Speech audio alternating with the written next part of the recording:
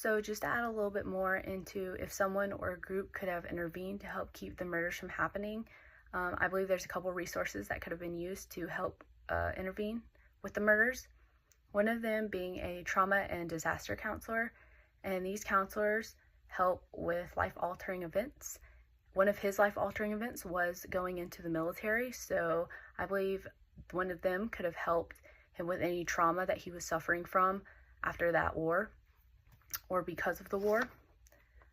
There's also a specific military counselor that helps veterans adjust to life after they come back from a tour. So after he came back from his Vietnam tour, he could have met with a military counselor and they could have helped him adjust back to the routine of things and adjust back to his everyday life. Instead, he turned to things like arson, and he was having a lot of trouble with his marriage and things like that after the war, and he was just having a really hard time adjusting back to his, everyday life.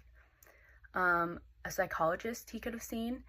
and they could have run some tests to kind of try to figure out what kind of disorders he might have been suffering from, and just talked through and figured that kind of mental illness out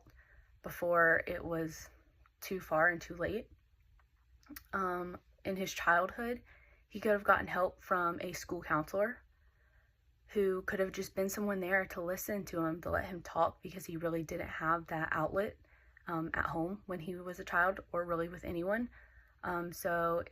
even if he didn't reach out to a school counselor, they could have reached out to him and just asked if he needed anyone to talk to, and could have been that ear for him to talk to.